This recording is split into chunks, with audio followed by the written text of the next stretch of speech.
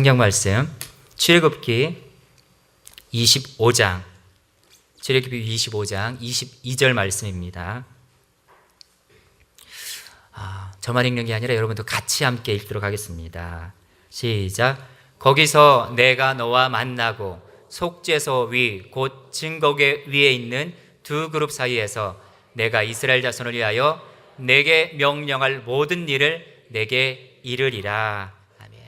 거기서 내가 너와 만나리라 라는 말씀을 가지고 우리 양국직 선교사님 은혜로운 말씀 전해주실 때 여러분 많은 은혜 받으시기 바랍니다.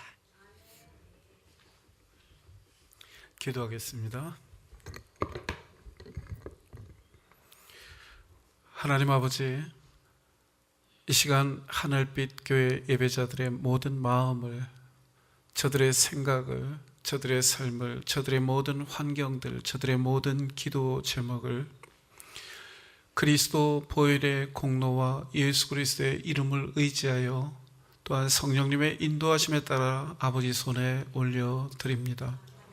하나님, 정결케 해야 될 부분들은 예수 그리스도의 보혈과 하나님의 말씀으로 정결케 하옵시며, 또한 위로가 필요한 부분들은 하나님의 말씀으로, 권세 있는 말씀으로 위로를 더하시고, 지혜가 필요하고 권세가 필요한 부분들은 하나님의 성령으로 인하여서 지혜를 더하시고 권세를 더하시고 우리를 모든 진리 가운데로 인도하시며 장래의 일을 저희들에게 밝히 보이사 저희에게 주시는 믿음으로 하나님과 동행하는 복된 예배자들 될 수 있도록 은혜 더하여 주시옵소서. 주님 만나게 하시며 주님 음성 듣게 하시고 주께서 저희들에게 건네주시는 그 놀라운 믿음으로 하나님 앞에서 온전한 예배자 되게 하시고 하나님과 동행하는 복된 예배자 될 수 있도록 역사하여 주시옵소서. 말씀을 주신 아버지께 감사드립니다. 예수님의 이름으로 기도했습니다. 아멘. 먼저 감사 말씀을 드립니다. 제가 이 한국에 올 때만 하더라도 휠체어를 타고 공항에 도착을 했는데 여러분들의 기도 덕에 이렇게 수술도 하지 않고 하나님께서 이렇게 강건케 하셔서 잘 걷기도 하고 잘 서기도 하고 말도 잘하기도 합니다. 제가 여러분들에게 이 말씀을 드리는 건 단순히 어떤 폴리틱한 어떤 예의로 말씀드리는 것이 아니고 사실 여러분들의 기도 때문에 약 2년 전에 멕시코 오아하카에 있는 에릭 가정이 큰 감동과 도전을 받은 적이 있었어요. 에릭이 납치되고 제가 그 가정에 가서 도대체 무슨 말로 이들을 위로할 수 있을까? 저희 부부에게 각별한 친구이기도 하고 동역자이기도 했는데 너무너무 괴로운 상황에서 하나님께서 중보자들에게 기도 부탁할 마음을 주셨고 제가 즉시로 카톡으로 박 목사님께 중보 기도 내용을 올려드렸을 때 여러분들이 얼마나 빠르게 반응을 하고 여러분의 기도가 얼마나 강력한 힘과 위로가 되고 그들에게 또 저에게도 큰 도전과 감동이 되었습니다. 참여하신 분들은 다 아실 거 아니에요. 여러분들의 기도 제목을 박 목사님이 즉각 보내주셨고 기도 내용을, 그러면 저는 그 자리에서 에릭 식구들과 그 기도 내용을 함께 나누고 그것을 위해서 기도하고 정말 멕시코에서 보기 드물게 한 달 만에 그것도 부활절 날 에릭이 풀려났습니다. 에릭이 풀려났고 가끔씩 그분들이 여러분들 이야기를 해요. 저는 그래서 여러분들의 그 기도가 형식적인 기도가 아니었죠. 형식적인 기도라면 그렇게 할 수가 없죠. 여러분들의 그 생명 있고 감동 있고 열심 있는 기도가 한 사람 마음을 감동시켰을 뿐만이 아니라 온 가족의 마음도 결국에는 이 하늘빛 교회를 알지도 못하지만 그 사람들이 하늘빛 교회에 대해서 좋은 마음을 갖게 하고 더 나아가서 한국 사람, 한국에 대해서도 좋은 어떤 영적인 감동과 도전을 주게 했던 것을 저는 잘 알고 있습니다. 그래서 이번 경우에도 제가 너무 몸이 좋지 않고 수술 일정을 잡은 상태에서 이곳에 왔는데도 오고 이제 그 안에 제게 믿음도 주시고 아마 그 믿음도 여러분의 기도 덕이었다고 생각을 해요.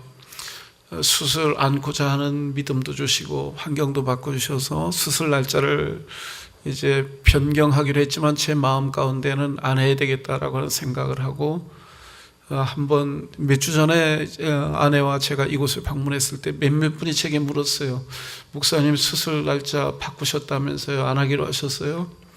그거 아주 최고급 빠른 정보였는데 여러분들이 금방 알고 계신 걸 보고 이 교회가 정말 체계적으로 또 효과적으로 또 타이밍을 잘 맞춰서 기도하고 있구나. 그것이 정말 감동이 됐어요, 저희한테. 사실 대부분의 기도한다고 하는 분들이 타이밍을 놓치는 경우도 많고 습관적으로 기도를 해서 기도 내용도 모르는 경우도 많아요. 기도 내용도 모르는 경우도 많은데 여러분들은 그 바뀐 거 모든 정보까지 다 알고 기도하시는 걸 보고 참 적어도 기도와 섬김에 있어서 여러분들이 굉장히 탁월한 교회구나. 저희에게 아내와 저에게 이렇게 감동을 주셔서 너무 감사를 드립니다. 특별한 하나님의 은혜가 하나님의 역사하심이 여러분 삶에도 더더욱 이루어지기를 저희도 중보하고 있습니다. 오늘 본문의 말씀은 그 모세에게 주신 그 하나님의 말씀입니다. 모세에게 주신 하나님의 말씀은 내 발에서 신을 벗으라라고 말씀하신 그 하나님의 음성이 모세를 향한 하나님의 첫 기억이었습니다. 그가 호렙산 근처에서 양을 칠 때 하나님은 떨기나무 불꽃을 통해서 호렙산으로 모세를 인도하시고 모세와 말씀을 나누기를 원하셨죠. 말씀을 나누기 전에 그가 성결하기를 원하셨고 그 후에 하나님께서 모세에게 비전을 주셨죠. 내가 애굽에서 너희 백성들의 그 우는 것을 내가 보았고 그 소리를 그 탄식 소리를 내가 들었노라. 내가 너로 하여금 이스라엘 백성들을 약속한 땅으로 인도하게 하겠다라고 하는 그러한 말씀을 주셨습니다. 그 후로 하나님께서 주로 모세와 교제를 나눌 때의 장소는 호렙산이 주로 그 모세와 교제를 나누던 장소였습니다. 하나님께서 모세를 호렙산으로 초청하시고 그에게 말씀을 하셨죠. 이를 말을 하셨죠. 출애굽기 19장 말씀에도 의하면 하나님께서 온 이스라엘 백성들을 그 하나님을 사모하는 자들을 초청하실 때에도 아론과 훌과 그리고 수없이 많은 그 장로들과 지도자들과 이스라엘 백성들을 초청하시되 특별히 그 모세와는 좀 더 호렙산 가까이 와서 하나님께서 교제를 나누기를 원하셨습니다. 저희는 교제를 나누기 원하시는 하나님의 마음을 얼마나 알고 있습니까? 나와 교제를 나누고 나를 향한 하나님의 꿈을 보여주기를 원하시는 하나님, 나를 향한 하나님의 사랑을 내게 건네주시기를 원하시는 하나님, 내 장래에 대해서 나와 상의라기보다도 하나님의 놀라운 계획들을, 내 자녀들을 향한 놀라운 계획들을 내게 말씀하시고 싶어 하시는 하나님, 교제를 통해서 그 모든 일들을 이루시기 원하시는 그 하나님의 마음을 나는 얼마나 알고 있습니까? 나는 하나님과 교제를 나누기 위해서 내 마음을 얼마나 열어놓고 있습니까? 말씀하옵소서 내가 여기 있나이다 라고 우리의 신앙의 선지자들은 그러한 태도를 갖고 있었습니다. 하나님이 말씀하시고자 할 때, 하나님께서 말씀하시고자 하는 어떤 징조가 있을 때 말씀하옵소서 내가 여기 있나이다. 그들은 이미 복종할 준비가 되어 있었습니다. 단순히 들을 뿐만이 아니라 그 말씀에 대해서, 하나님이 내게 주시는 말씀에 대해서 그것을 듣고 순종할 준비를 갖고 있었습니다. 나 역시도 하나님 앞에 그러한 태도와 마음을 갖고 있습니까? 내가 구원받았을 때 첫 고백들, 그 감격들, 내가 주를 위해서는 무엇이든 하리라라고 하는 그러한 결단을 대부분 했을 텐데 그 마음은 여전히 지금도 내 안에서 발전되고 있다고 말할 수 있습니까? 오늘 본문은 하나님께서 거기서라고 하는 말로부터 이렇게 시작을 하고 있습니다. 하나님은 호렙산 불꽃 호렙산에서 주로 모세와 말씀하셨지만 이제 특별한 장소를 모세에게 건네주시기를 원하셨습니다. 내가 거기서 내가 너와 만나고 이스라엘을 위해서 해야 될 명할 모든 일을 내가 네게 이르리라 라고 하는 이 말씀을 하시면서 특별한 장소를 하나 세우기를 원하셨습니다. 하나님은 특별한 장소, 하나님께서 모세에게 말씀하실 특별한 장소는 후일에 모세의 장막 성전이 되죠. 하나님께서는 성전을 지키를 원하셨어요. 그 성전에서 하나님께서 모세를 만나기를 원하셨고 모든 예배자들을 만나기를 원하시고 그 성전에서 모든 일을 말씀하기를 원하시죠.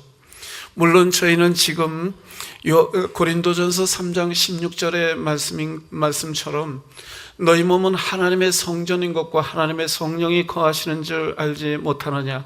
하나님의 성전은 거룩하니 너희도 거룩할지니라. 누구든지 하나님의 성전을 무시하면 하나님이 그 사람을 멸한다라고 말씀을 하셨습니다. 고린도전서 9장 18절, 19절, 20절 말씀에 의하면 너희가 하나님께로부터 받은 바 하나님의 성령이 거하시는 전인 줄 알지 못하느냐. 그런즉 너희 몸으로 하나님께 영광을 돌리라. 너희는 값으로 산 바가 되었으니 너희 것이 아니라 값으로 산 바가 되었으니 너희 몸으로 하나님께 영광을 돌리라 라고 말씀을 하셨듯이 저희가 지금 성전이 없어도 눈에 보이는 성전이 없어도 하나님과 여전히 말씀할 수 있고 하나님의 음성을 들을 수가 있고 나를 향한 하나님의 사랑을 느낄 수도 있습니다. 그러나 하나님은 여전히 성전에서 우리에게 당신을 계시하시고 성전에서 우리에게 말씀하시기를 원하십니다. 하나님은 이 모세의 성전을 지을 때 장막 성전을 짓기 전에 모세에게 그 하나님께서는 구체적인 설계도를 말씀을 하셨습니다. 하나님이 얼마나 세밀하시고 완전하신 분이신지 그 컬러까지 아주 작은 부분까지 하나님께서 내가 준비해야 될 것, 내가 만들어야 될 것에 대해서 아주 구체적으로 그에게 세세하게 말씀을 하셨습니다. 성경은 모세의 반응에 대해서 하나님의 말씀에 대한 모세의 반응에 대해서 여호와께서 말씀하신 대로 모세는 그대로 행하였더라 라고 하는 이 말씀이 계속 반복이 되고 있습니다.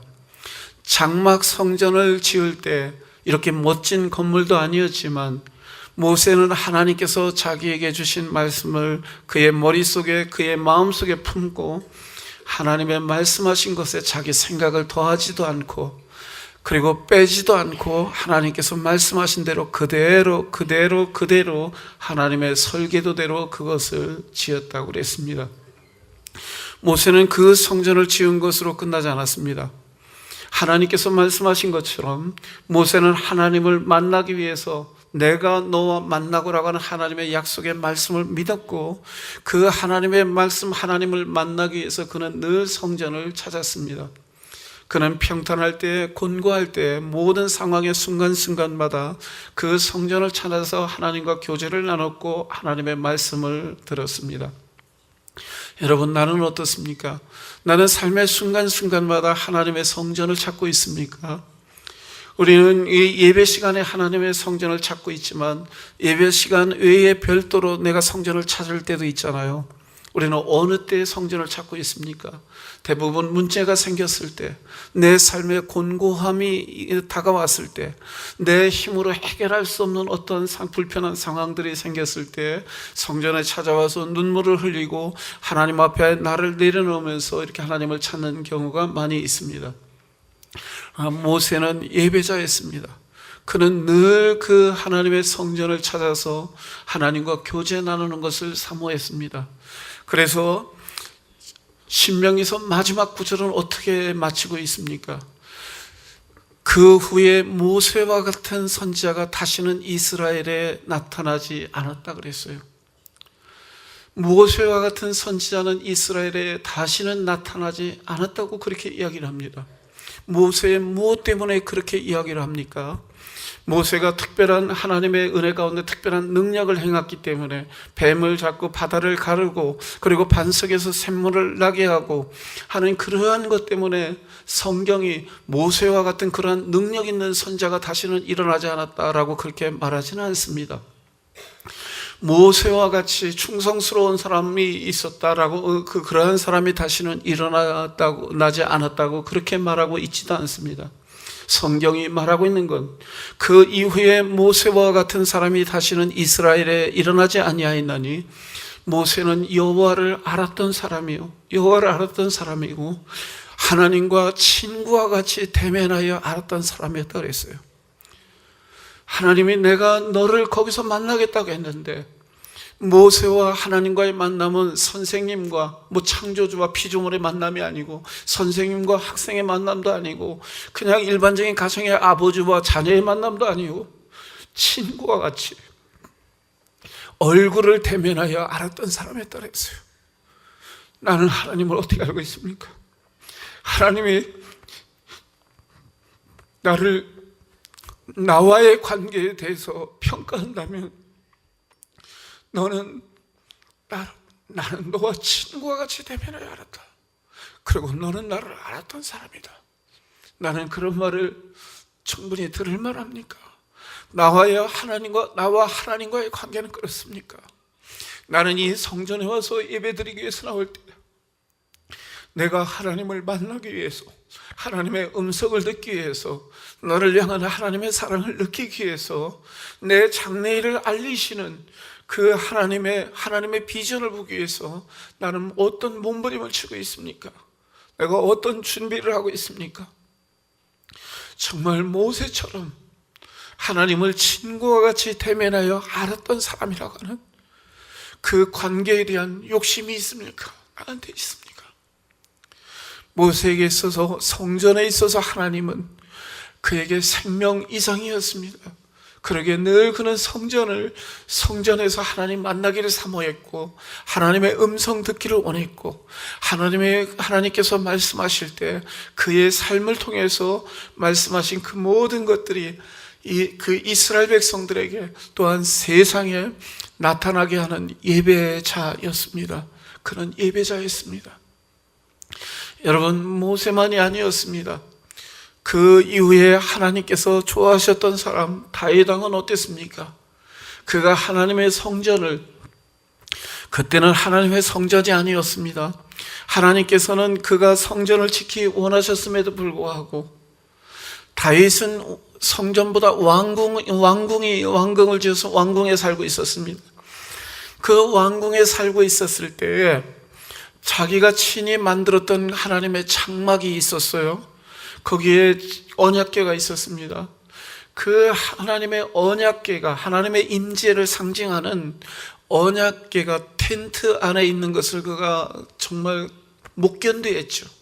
그래서 나는 하나님의 언약궤는 텐트에 있는데 나는 왕궁에 거하는도다.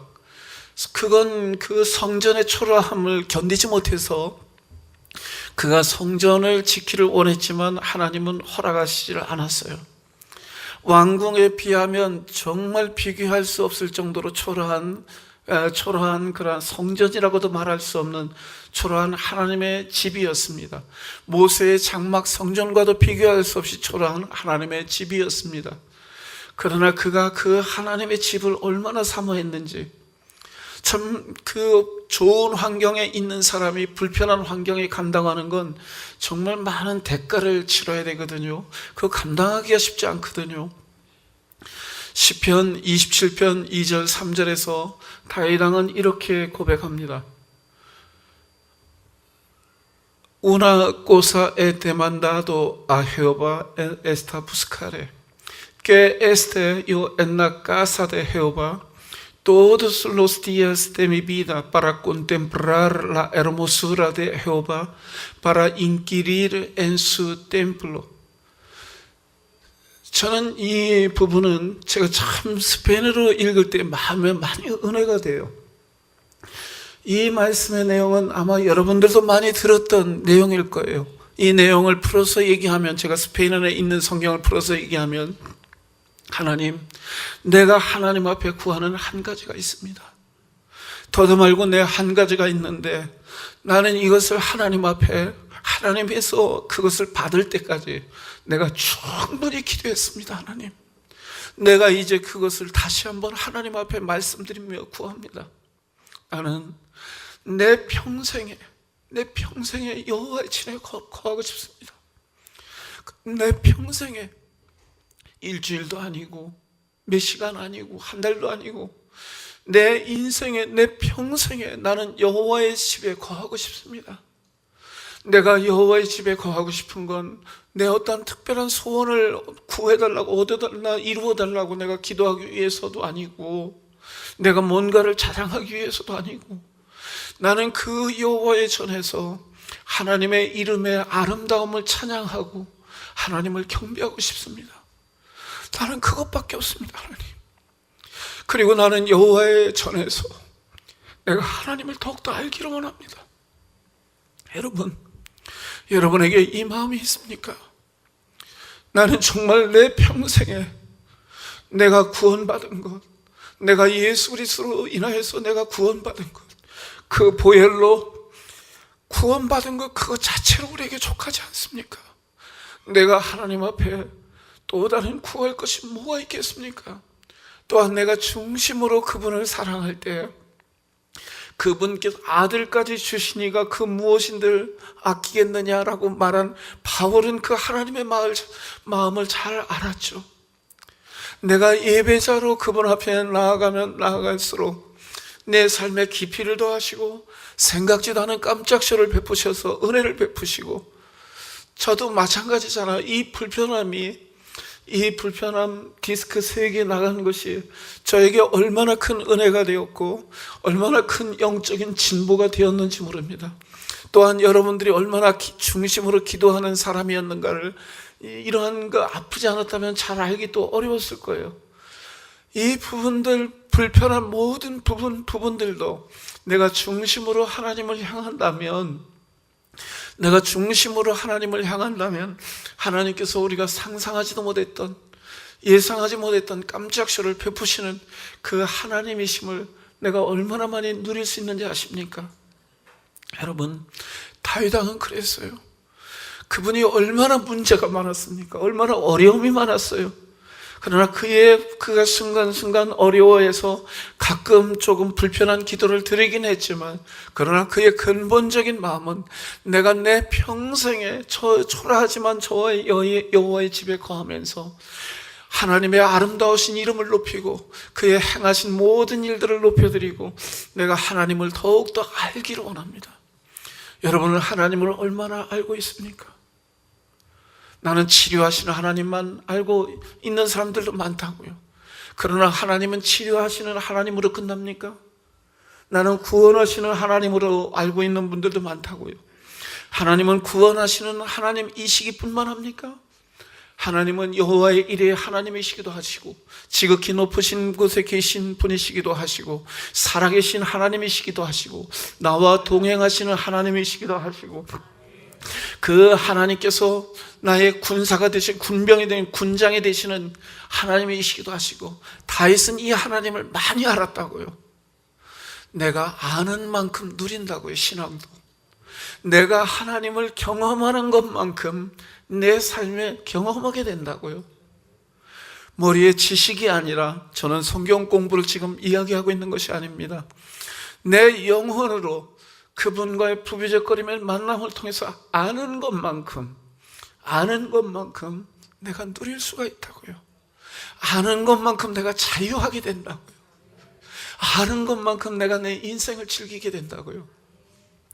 그 다윗에 대해서 하나님은 본래 어떤 평가를 내리셨습니까? 내가 이새의 아들 다윗을 만나니 내 마음에 합한 사람이라. 저를 통해서 내가 하고자 하는 일을 마음껏 이루리라 라고 말씀하시며, 다윗 가문에 예수 그리스도가 태어날 것을 그때 다윗에게 약속을 하셨다고요. 성전 짓겠다고 결단할 때. 여러분, 나는 하나님 마음에 합한 자입니까? 너 예쁘다라는 말을 얼마나 많이 들어봤습니까? 하나님에게서.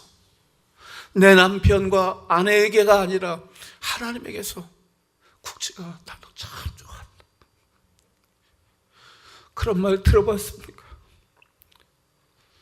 내가 너 참 좋아한다. 하나님의 위로는 세상의 위로와 같지는 않습니다. 하나님의 격려는 세상의 그 어떤 격려와는 비교할 수 없습니다.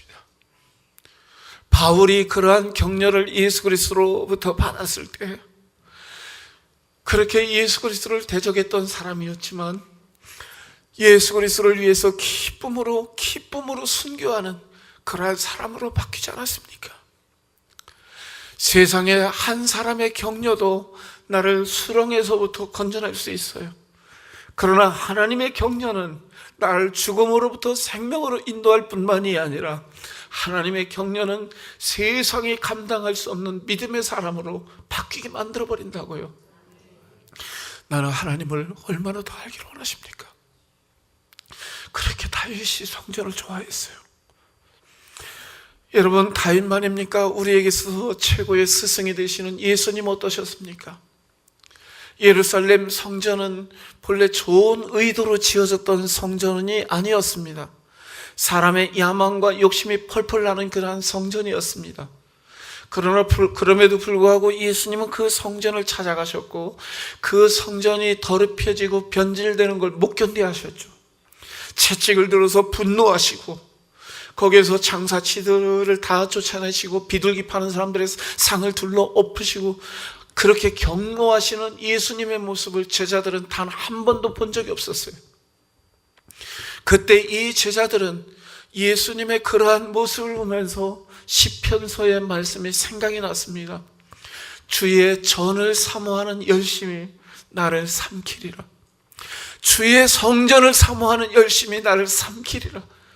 예수님이 그들은 늘 부드럽고 좋은 분으로만 알았는데, 온유하신 분으로만 알았는데, 모든 죄인도 책망하지 않고 그들을 받아주시고 있는 그대로 받아주시는 그러한 분, 그 모든 일에 좋기만 하신 분인 줄 알았는데, 성전이 변질된 성전을 보고 분노하시는 예수님의 모습을 보면서 주의 전을 사모하는 열심이 나를 삼키리라. 예수님 완전히 이성을 잃은 것처럼 그 전을 사모하는 열심을 이 제자들이 봤다고요.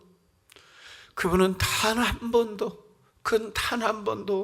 하나님과 멀어지기를 원치 않으셨고 단 한 시간도 하나님과 멀어지기를 원치 않았습니다. 그래서 하나님 앞에 유일한 요구는, 예수님의 요구는, 개인적인 요구는 하실 수만 있으면 이 잔을 내게서 걷어가옵소서. 그러나 내 원대로 마옵시고 내 아버지의 뜻대로 하옵소서, 이렇게 말씀하셨지만 그것은 예수님께서 본인 자신을 위해서 요구하셨던 단 한 가지의 기도 제목이었습니다. 여러분, 예수님께서 왜 그렇게 기도하셨습니까? 내 허물과 죄를 짊어지고 십자가에 달려 돌아가시고 난 뒤에는, 부활하실 때까지는 하나님과 교제를 나눌 수가 없기 때문에 그 3일도 싫으셔서 하나님께, 예수님께서는 할 수만 있으면 이 잔을 내게서 거두어가 달라고 그렇게 기도를 했겠습니까? 나는 하나님과 성전에서의, 그리고 내 삶에 있어서 그 하나님과의 교제를 그렇게 사모하고 있습니까? 나는 정말 예배자라고 하나님으로부터 인정받고 싶은 그런 마음이 있습니까? 그리고 하나님께서는 내게 예배 드리는 사람을 찾는 것이 아니라, 교회에서 일하는 사람을 찾는 것이 아니라, 교회에서 직분자를 찾는 것이 아니라, 내가 몇십 년 예수 그리스도를 믿는 가정인가, 내가 몇 대째 믿는 가정인가, 그러한 사람들을 찾는 것이 아니라 하나님이 예배자를 찾는다는 사실을 알고 있습니까? 멕시코에서 그 멕시칸들이 저희들을 소개할 때에는 부흥의 강사라고 소개를 합니다. 멕시칸 교회들에 가서 주로 집회를 인도하고 세미나를 많이 인도하다 보니까 그들은 저희들에게 강사나 부흥의 강사라고 인도를 하지만, 아내와 제 마음 가운데 제일로 사실은 듣고 싶은 말은, 이 사람들은 예배자입니다. 이 사람들은 예배자입니다. 그 말이 사실은 제일 듣고 싶어요. 이 사람들은 예배자입니다. 여기 예배자가 있습니다. 여러분 꼭 기억하세요. 하나님은 성경 지식 있는 사람을 찾지 않습니다. 내가 몇 년 예수를 믿었느냐, 이러한 사람을 찾지 않습니다.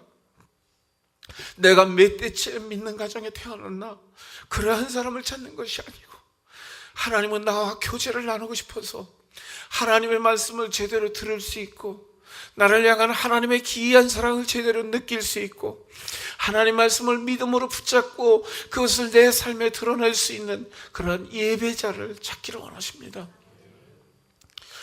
그런데 저는 지난 하나하나 이렇게 보는 가운데, 기도하는 가운데 하나님께서 제 부끄러운 얘기를 하기를 원하셨어요. 제가 성전에 대해서, 제 몸도 성전이지만 눈에 보이는 성전에 대해서 제가 너무 무관심했구나라는 그런 것을 깨닫게 하시고 회개를 하게 하셨고, 그러한 배경에는 바로 여러분들이 있었기에 하나님께서 오늘 이 말씀을 나누게 하신 것 같아요.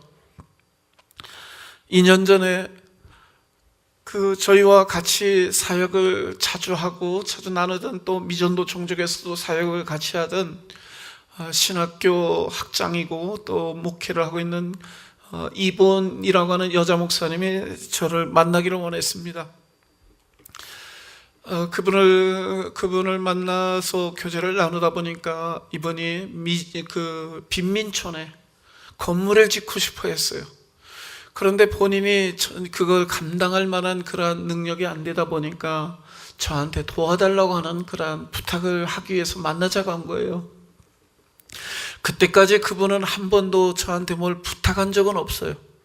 또 뭘 바라는 눈치를 보여본 적도 없는데 세게 부탁을 하더라고요.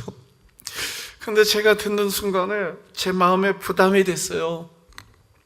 왜냐하면 이제 아내하고 제 마음 가운데 주신 은혜 가운데 하나가, 제가 1990년도에 개인적으로 하나님을 깊이 만나고 그럴 때 제게 고집스러운 마음 하나가 생겼어요. 왜 그렇게 그런 기도를 드렸는지 몰라도, 하나님, 이제부터 이제 교회를 사임을 하고 제가 집에서 하나님 앞에 예배를 드리면서 뜨거움 가운데 예배를 드리다가, 하나님, 이제부터는 그 가장이다 보니까 막 그런 거 참 부담이 많이 되더라고요. 아내도 그때 교직에 있긴 했지만 자녀나 이런 모든 상황들에 대해서 부담이 많이 돼요. 이제부터는 제 먹을 거, 마실 거, 입을 거 하나님이 다 책임져 주세요.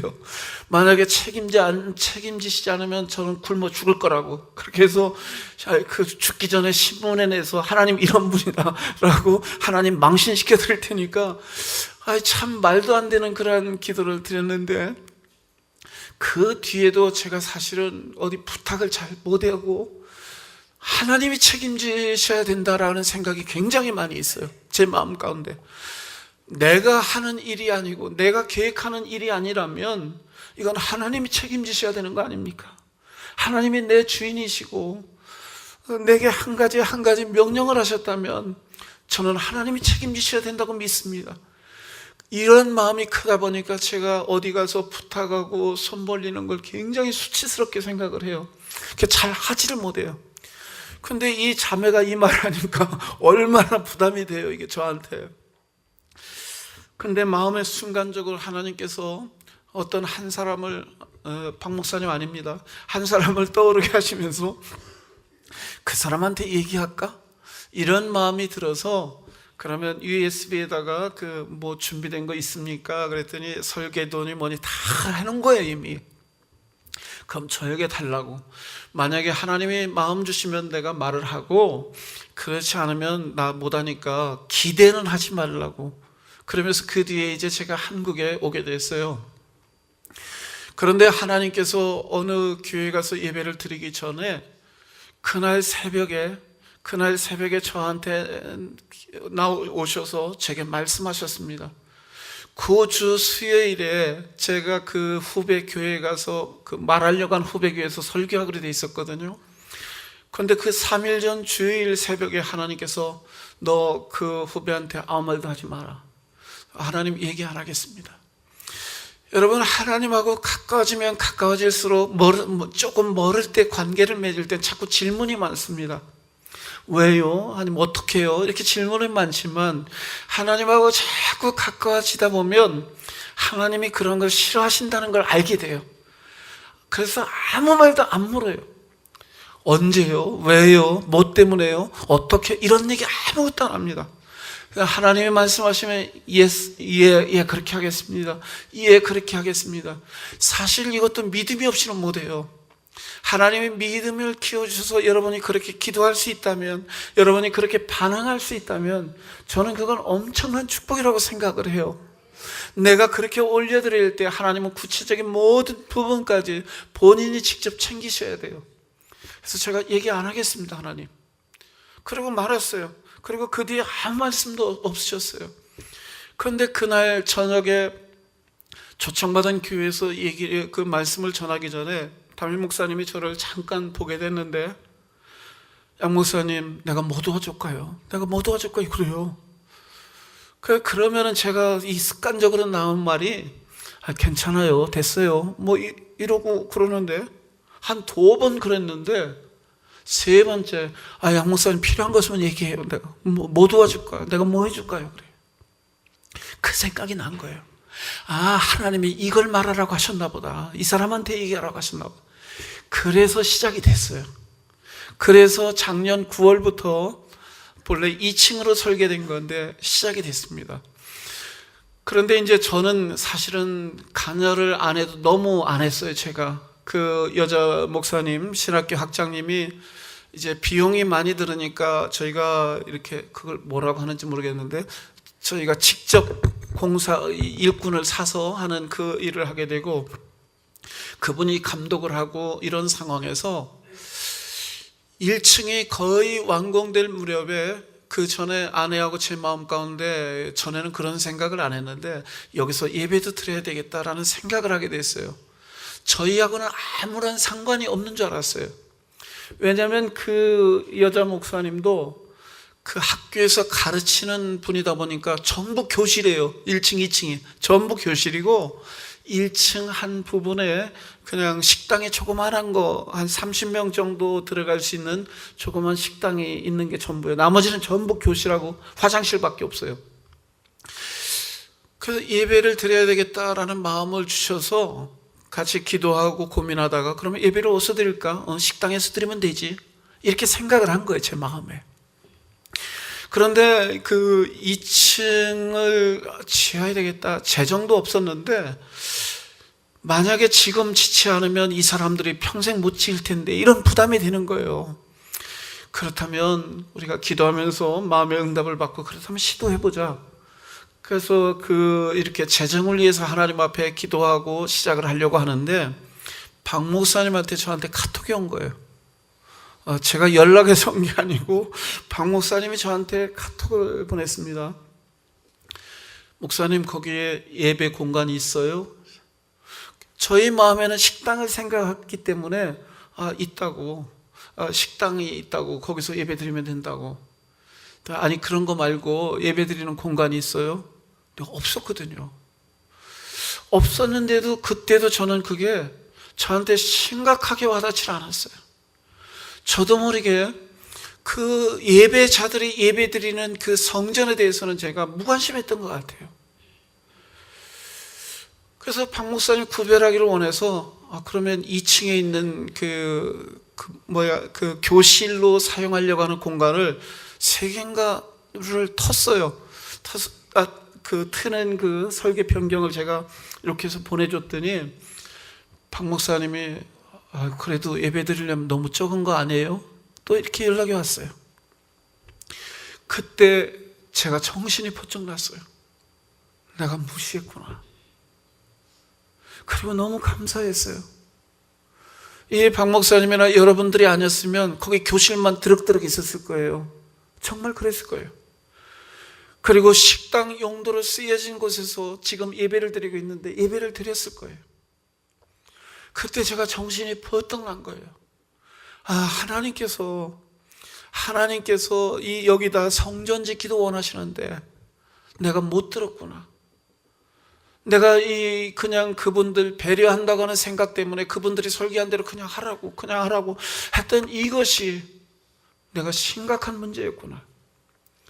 그래서 그 여자 목사님하고 상의를 해서 약 그 120명 정도가 들어갈 수 있는 예배 공간이 여러분들을 통해서 이렇게 세워지게 됐고, 그리고 유아실은 한 10명 정도, 이렇게 10명에서 12명 정도 들어갈 수 있는 그러한 공간이 2층에 세워지게 됐습니다. 그러면서 동시에 제가 참 감사했어요. 여러분들하고 연결된 것 자체가 참으로 감사했습니다. 사실 그 성전은 저희들이 지은 게 아니라 여러분이 개척한 거나 마찬가지예요. 왜냐하면 저는 그 설계할 때 거기에 설계를 제가 하지도 않았지만 관심도 없었고, 그냥 그 식당에서 예배 드리려고 하는 하나님이 건물에 계시지는 않지만, 그러나 그 식당의 용도로 쓰여가는 곳에 그냥 하나님을 예배하려고 하는 그 마음을 품고 있었던 저에게 여러분들이 그 마음을 주셔서 그렇게 예배당이 세워지게 하고, 그곳에서 이제 예배가 시작이 돼서 지금도 일주일에 몇 차례씩 여러분들처럼 그렇게 예배드리는 예배자들이 있고, 그래서 제가 참 너무너무 부끄러우면서도 감사하게 생각을 했습니다. 여러분, 진심으로 여러분들에게 감사를 드립니다.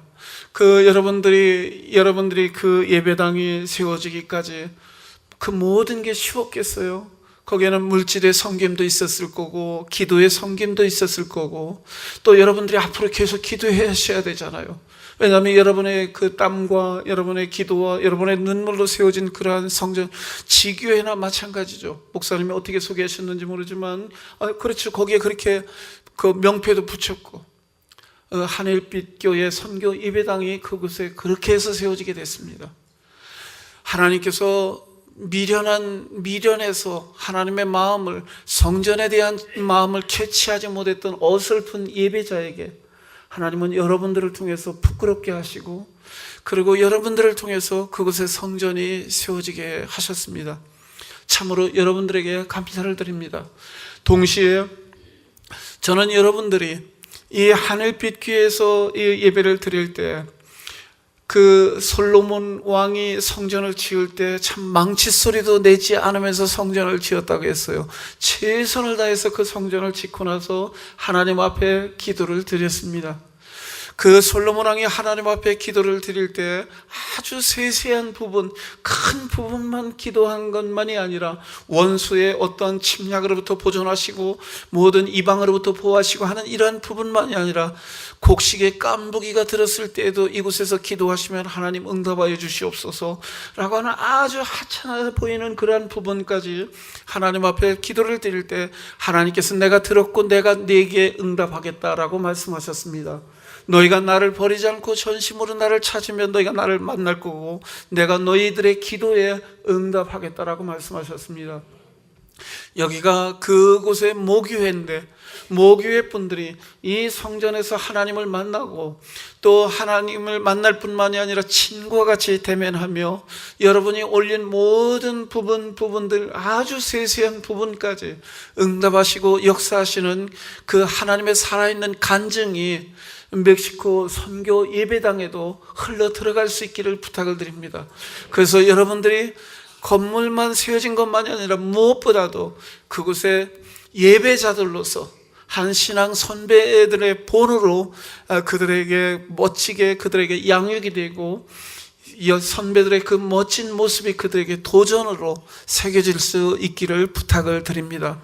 아울러 이 하늘빛 교회가 나아가는 그 모든 모습이 저보다 더 민감하게 하나님의 인도하심을 따라서 장래일을 말하시는, 또 진리 가운데 인도하시는 성령님의 역사하심을 따라서 여러분의 삶의 모든 순간순간이 여러분의 하나님과 동행할 뿐만이 아니라 여러분의 가정이 성전이 되게 하시고, 또 여러분이 있는 곳곳이 여러분 안에 계시는 하나님으로 인하여서 아무리 거칠고 그리고 척박한 곳이라고 할지라도, 소망이 없는 곳이라고 할지라도 여러분 안에 있는 그 하나님으로 인해서 성전으로 변화되고 놀랍게 축복의 통로로 바뀌게 하는 하나님의 신실한 사역자들, 또 동역자들, 무엇보다도 친구 될 수 있기를 주님의 이름으로 간절히 축원합니다.